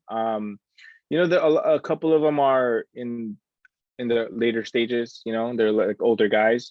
Some of them are down to earth, easygoing, very flexible, and some of them have a little more pride in their musics and songs. And I would say like one of my favorite challenging kind of sets was Ken Booth, because he takes a lot of pride in his arrangements and songs. And if somebody didn't do their homework, that they definitely they definitely got the stare. They definitely got the stare. Yeah. But anybody, can you, Ian or Crucial, you think of any differences between some of the artists, or maybe some memories? I mean, I think they all share like just such a excitement to be able to perform. We got to spend a lot of time with Keith and Tex. You know, we backed them for a whole run going up north to Canada, Sierra Nevada, and then Hollywood Bowl, and then again in London Ska Festival. And I remember having good conversations with Keith and him telling me, like, you know, after he kind of did those recordings in the early 60s, that, you know, he kind of left Jamaica and then, you know, just went on with life. And that, you know, I guess he got a call. It's like, hey, you know, we want to bring you and Tex back, and we want to have you guys play this show. And so I think he was a little shocked. Like, do you want to hear us sing our songs that we recorded in the 60s? You know what I mean? And he was so, I think he was just so in awe that people were still listening to music that he recorded as a youngster. So I just think that a lot of these artists, you know, even Rudy Mills is just so happy to be on stage and being able to perform these songs, and their passion for it, that they want to keep doing it. And they love seeing the interaction with the audience. And they get to play with, you know, in all parts of the world with all these different bands, and you know, all of us have our own interpretation a little bit of the sound, you know. But that was one of my favorite. And Pat Kelly, for sure. I think it was his last performance before he passed away, if I'm not mistaken. Yeah. But you know, Pat Kelly was, you know, for me, one of the hugest for me, because I'm just such a big fan of his voice and his whole catalog of music. And those shows were so special to me, you know. And my interaction with him, and being able to sit back there behind the stage and talk with him and share stories. Share a warm Heineken. Warm Heineken.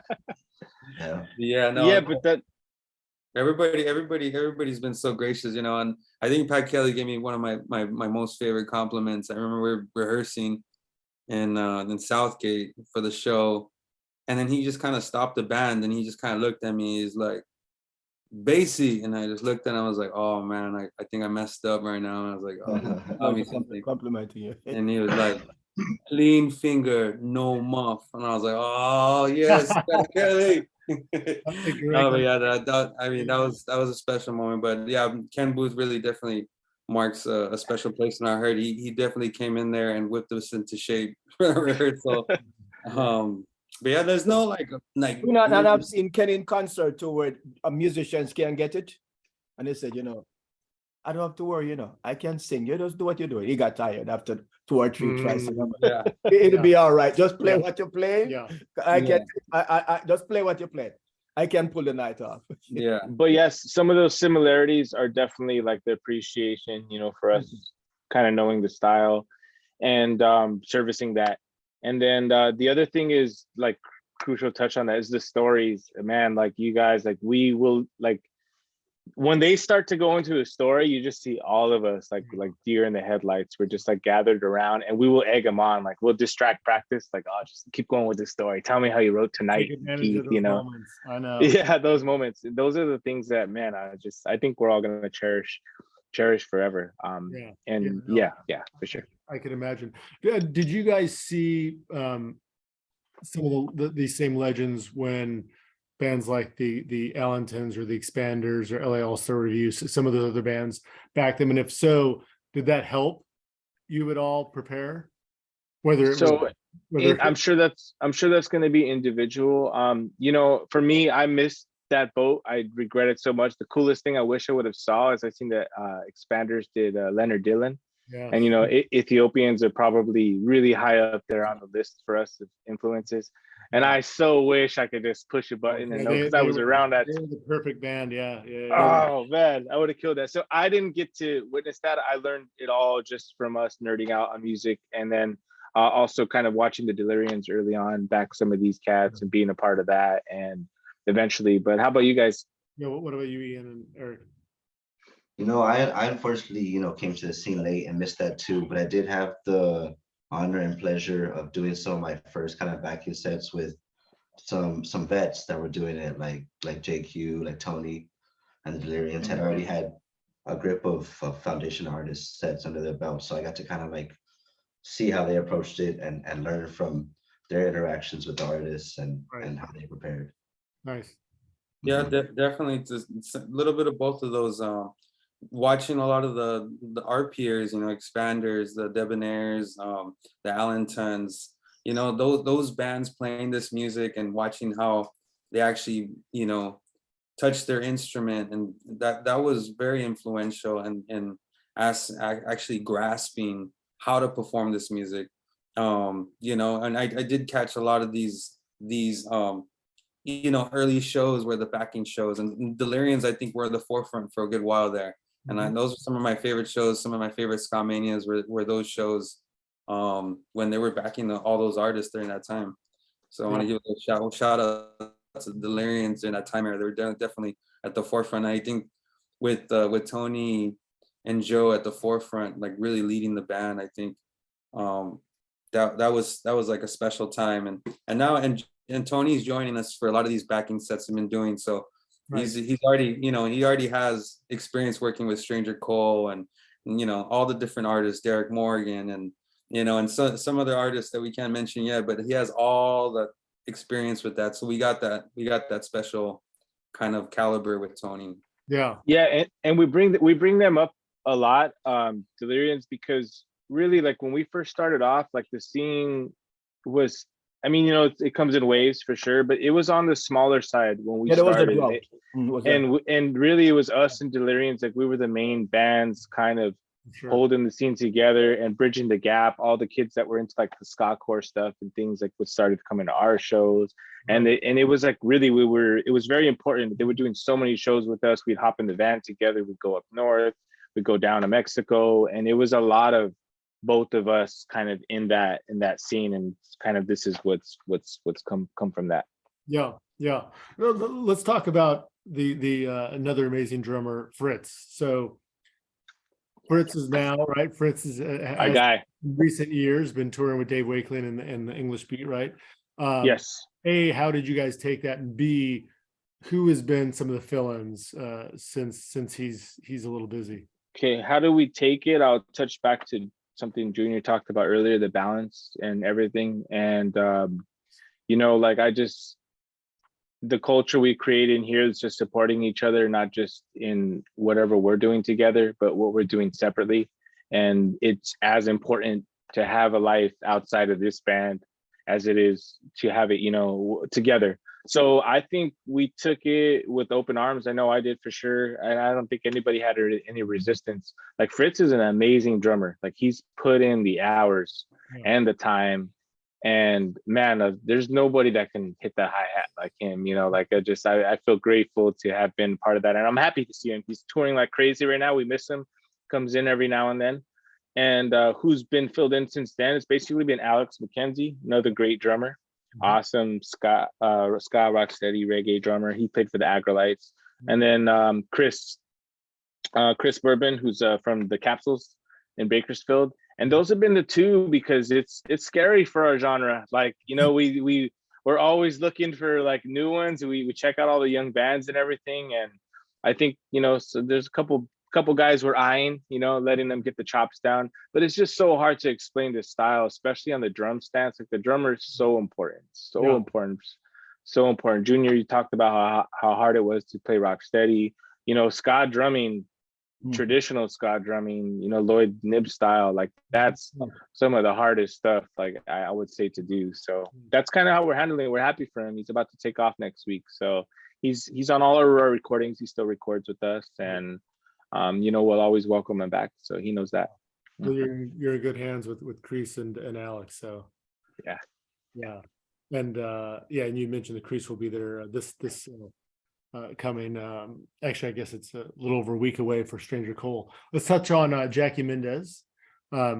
She did an amazing job, right? Doing the duets with Derek when you guys backed him right last August. We know that a number of you, Eric, you work really closely with Jackie, which we'd love to hear about. But just in general, talk about when you first met Jackie and how you've worked with her over the years. Yeah, I've known Jackie for a good while now. I don't know how many years it's been, but I want to touch back maybe to the early days playing with Delirians. You know, Delirians were working with Angel City Records, and Jackie was with Angel City Records. And so we did several runs together. We did a run like up north. We did a run in Mexico, a good tour in Mexico, and then we did a whole European tour together. And so that was, you know, the Delirians were kind of like the backing band for, you know, like for the Angel City Records. They had Xavier, who was you know, one of the soul singers under the label, and then Jackie. So it was a whole showcase that went out to Europe. And then that was my first kind of introduction with actually performing with Jackie. And we just became good friends and started working together a lot. And I started playing with her as her band sometime after that. And you know, she's had a couple different lineup changes. You know, I've been pretty busy with the Steady 45s touring and stuff, so she's had different lineup changes. But as of late, it's been a lot of the members that you'll see in the Steady 45s, and it's me, and also Chris Bourbon on drums, and Tony on keys, Wally from Mobtown that we all know, Wally, and then Zach on guitar. So it's just Jackie has like a killer band right now, just of all-star musicians. And, you know, and I get to record with her. I've been putting out music with Jackie under the Blackbird label. And so she's just become like, just, you know, like just a part of the family as far as just making music. So we asked her to come on for the Derek Morgan show. And it was her first time actually ever being a part of a backing set. So she was just like, you know, head over heels, like performing with Derek. And she's going to be performing with us for the Stranger Cole set as well. Oh, yeah. Shout out to Colin. Yeah, shout out to Colin. Oh, nice. Just got Colin Johnson. Oh, yeah. Yeah, and I Col- read Jackie's interview with Colin in this. Yeah. Yeah, Awesome. definitely check that out, and shout out to Colin for that. Yeah, Colin's doing some cool stuff, and Yeah. yeah, it touches a little bit on what Jackie's doing, and she, for me, is one of the, leading the forefront for female singers doing this type of music on the rocksteady reggae scene and also the soul scene.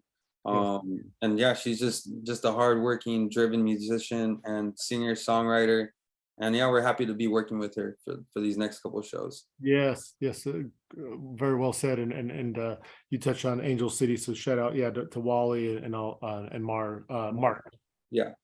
And Colin Giles too. He did the Pat Kelly set with us, in addition to Zach nice. Pike. Zach Pike and Dan Bower too on those. So shout out to those guys. Wow. Okay. Yeah. Some incredible talent. It was about a month ago. You guys, or rather, Jackie performed. Also, Roger Rivas, his All Stars, and Dave Hilliard in Englewood and the Rock City 7 in Englewood. Talk about working with the great Roger Rivas, and this was the debut of this version of the All Stars, right? And obviously Roger from the Agrolites and Bullets and right, some incredible bands over the years. But talk about that project. Yeah, This is for both you, Ian, and Eric. Yeah, Roger's like just an incredible musician and producer, record collector, and he just has a wide knowledge of, all the early reggae stuff. He's just been, a big resource and inspiration to all of us in and out of just the Agrolites, just him just being like a part of the music scene. And, I got to work with him in the Brothers of Reggae, which was his first all-star group. And, it was a lot of the same members, a lot of the members of the Bullets, Expanders. It was John Butcher. And then so now with this kind of revamp of a group, he put together another all-star group, and then we were able to use a lot of the 45 members, me on bass, Ian Jacks on sax, and then Alfredo Barrios on trumpet. Wow. And and Chris Brandon on keys, playing piano, who's also from the Solutionaries. Yeah, and Lino from Hepcat, right? Lino from Hepcat. I mean, it was just it was just a fantastic lineup, and when Roger kind of like gives you a call, like, hey, I'm doing this thing, you kind of just answer like, yeah, let's do it. Whatever you want to do, let's do it. I'm down, because he's always has something pretty special up his sleeves, and like the selection of songs that he chose were like, wow, like just amazing. I mean, I know Ian had a lot of fun, playing a lot of these horn lines. How did it feel for you? Yeah. I mean, it was something that Joe kind of mentioned earlier. It's like you see some of these guys on stage, years back, and all of a sudden you're rehearsing with them, and you're backstage with them, and working out like song arrangements to these songs that you both love. So it was definitely a trip. It was a great honor to play with all those guys. Lino, like you said, Chris, both Chris's, Ika, my fellow bandmates, and Roger. It was a wild moment, because there was a lot of tunes that a lot of us had a deep love for already, and to be able to like bring them out and play, it's not songs you get to hear in a live setting every day. There's even ones that didn't make the cut that next time we get to run through. Yeah, exactly. There's a few songs that didn't make the cut that we wish we would have played. I can imagine. Junior and I thoroughly enjoyed ourselves that night. That was some top talent from start to finish. Throughout this interview, you guys touched on the other Joe, Quiones. Talk about his talent, and he is now doing a lot in the throwback soul or Chicano soul type scene, right? And making some good buzz in the Sincere, if I'm not mistaken, right? Right. And there's also there seems to be maybe some people from the scene are aware of this, some aren't, but there is some similarities, right, and some crossover in say the ska rocksteady early reggae scene and this throwback soul scene. Touch on that if you can. Yeah, I mean, it's crazy, because I want to say a lot of the soul bands out there that are doing this type of music all came from the ska rocksteady scene.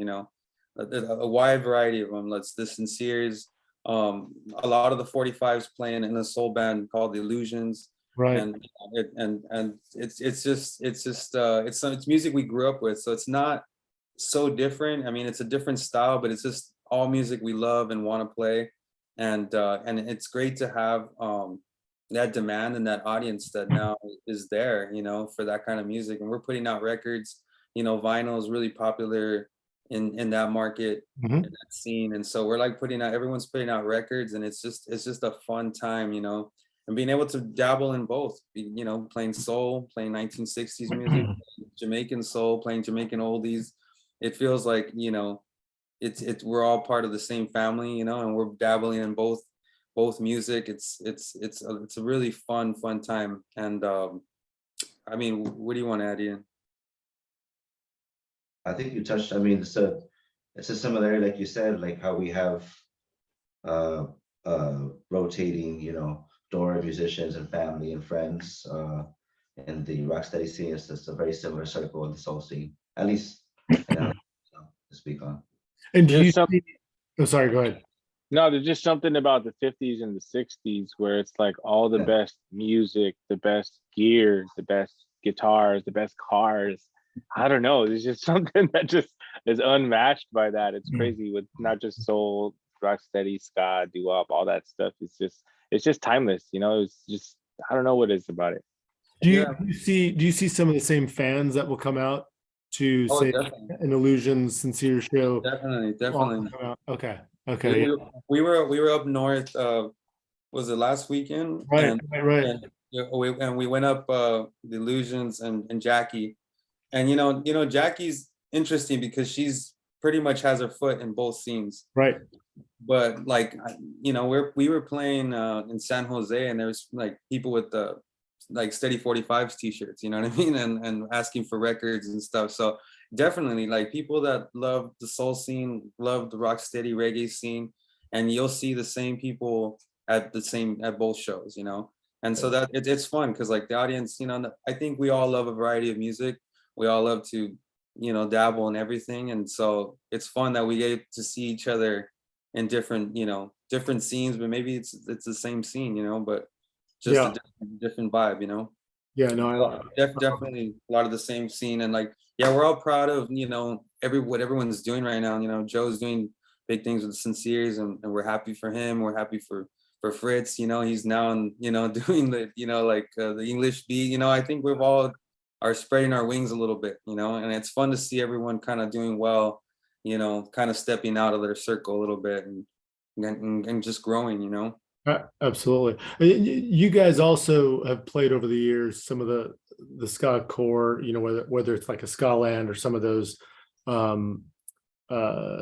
type of shows and festivals. How is that something that you'll continue to do, and how does that audience differ from maybe some of the more traditional? The all ages shows is definitely what we love to do. And I think with the rock, like, for this type of music, like the rock steady and the ska scene, sometimes it's always like a 21 and over crowd. I think we should, as a collective, just open up, the doors for, like, an all age audience, because I think, kind of providing this music and showcasing this music to a younger crowd, they're very susceptible to it, you know what I mean?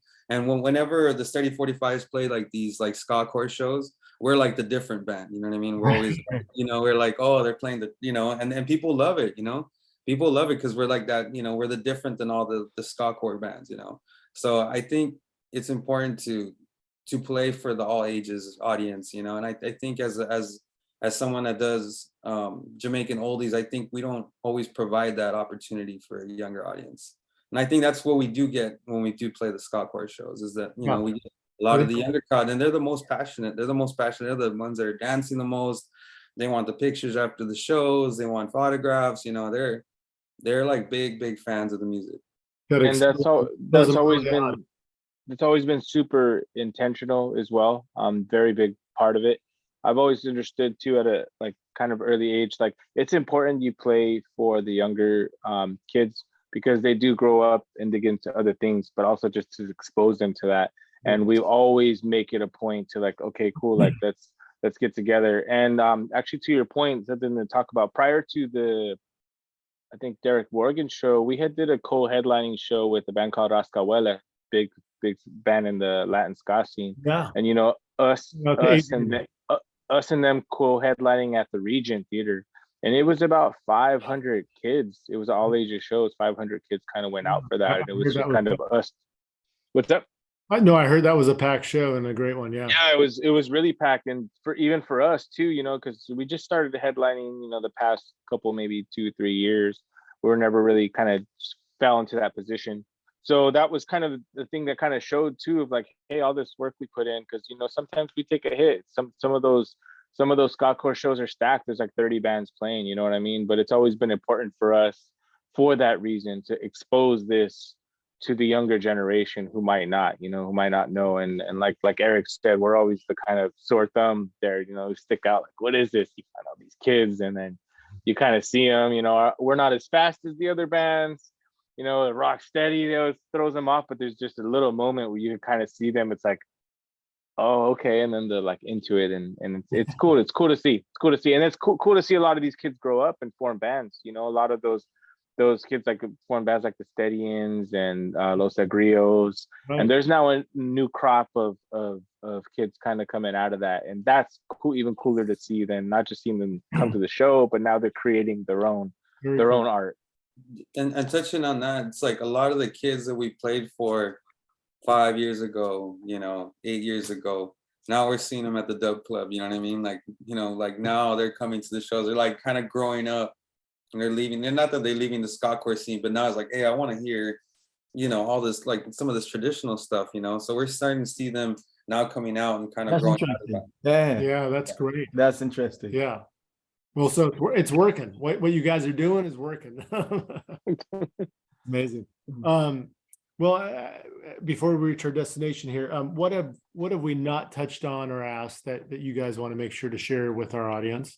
Junior, with your permission, we can tease and touch on a big festival in June.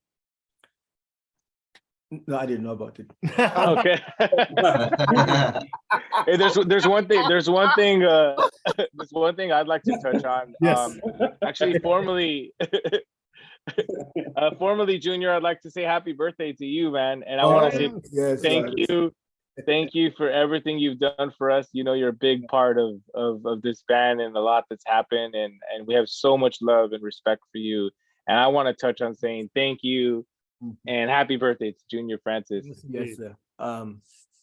Yes, Junior. Yeah, thanks. Yeah, so the Sierra Nevada World Music Festival Is back. is back. Yes. We're back. Yes. Yes. And I think you guys are going to perform, I heard through the grapevine, but I have Clarendonians, Derek Morgan, Ken Booth, and Norma Feather as true veteran. That's, you know, those have been signed, inked. Right. And I think that the Steady 45s have been inked. You know, see? to at least back a couple of those letters. Right? Yeah, so we'll be going back to Sierra Nevada World Musical Festival. I know for sure right now, doing Clarendonians and Derek Morgan, and it's hard to ask for more in life, though. Honestly, yeah, it's hard to ask for more. I mean, it is because Sierra, want this opportunity, being this. Yeah, and we talked about, I think, Ragamuffins and Bob Marley Fest, but Sierra Nevada is its own thing. I think the first time we played there, I want to say Shaggy was headlining, and I think we did Keith and Tex out there, or Derek. I'm not sure who was it. The last time we were there, we backed Keith and Tex. Yeah, Keith and Tex. And we backed Keith and Tex, like I think it was a Saturday, and after we finished playing, we jumped in the van. And we drove like 8-9 hours south to play the Hollywood Bowl. To the Hollywood Bowl. Yeah, so and then rolling up at the Hollywood Bowl at like 2 p.m. And it's like Ziggy Marley on stage, like sound checking with an orchestra behind him. And like that was just so euphoric, just walking onto the Hollywood Bowl stage, and it's just crazy. You're hearing him. He's the one that sounds like closest to Bob too. So he's just like, singing like Exodus or something, and just the orchestra there. And I just remember just bawling, just like just magical. And a very special highlight was the specials also. Yes, right. Oh, special. Rest in peace. So that was like an incredible night. But yeah, Sierra Nevada, we're like so happy to go back. That was that's one of my favorite festivals now. I mean, I was sad that it kind of stopped for a while, but you know, I just camping out in the mountains and waking up, the dance hall till 4 a.m. You know, the yoga morning that we never go to. For people that don't know, I think it's really worth acknowledging Sierra Nevada because it's so different in the sense that it's a camp out. It's reggae, ska, rocksteady, a lot of cool vendors, DJs. It's like, I don't know, I've never been to anything like it. I don't know, maybe Crucial or Ian, you guys have, but it's so different, and I feel like I don't it's think not they as, have. No, they haven't. They haven't gone to anything there's like nothing like it. There's nothing like it. You know, I define, this is my definition. Going to Sierra Nevada is like a Christian who goes to Jerusalem. Yeah. I'm not religious, so that is my Mecca. That's my Jerusalem. Exactly. But I saw some of the best artists. I saw Christopher Ellis there last time. I saw Toots. You know what I mean? Yeah, Toots. That's right. I mean, that is one of the best festivals, and you just run into all your family there. Everybody from the scene just join together. They're back this year with a vengeance. Yes. And I think at liberty to say they have Barry Salmon in there. Oh, okay. Barry Salmon, awesome, very cool. It's a festival unlike any other, and this one will be a tribute. At least in America, I have not gone to too many Right. festivals outside of the United States, but in America, this is it. Yeah, and this would be a nice tribute to Warren Smith. It takes second place to no festival in America. Yeah, looking forward. And for us next week, Stranger Cole, that's going to be our first time meeting him, backing him up. So like, I am so excited for that, and to go back to the Al Ray and to just, you know, it's just always a fun. It's a part. There it is. Yes. Oh, you got the Derek Morgan flyer on there too. Nice. Yes, got them both. Yes, we'll remind everyone there still are tickets available for Stranger Cole, backed by these gentlemen and their fellow musicians in the Steady 45s. Ocean 11 returning once again. Allegiance, they're making their debut. Yes, yes. And don't leave out the DJs. No. They're playing Float Road. Mila. Shout out to Mila too. I want to give lots of love and shout out to Mila, who's always been super great and one of the best DJs. Awesome record collection. Yeah. And speaking of all ages, that is an all ages show. So bring nice. The master of ceremonies will be this gentleman right here. Yeah. And you know, Mila told me about these guys and I didn't pay attention. They said, you know, some good musicians. These guys? Yes, Steady 45. So I didn't pay attention.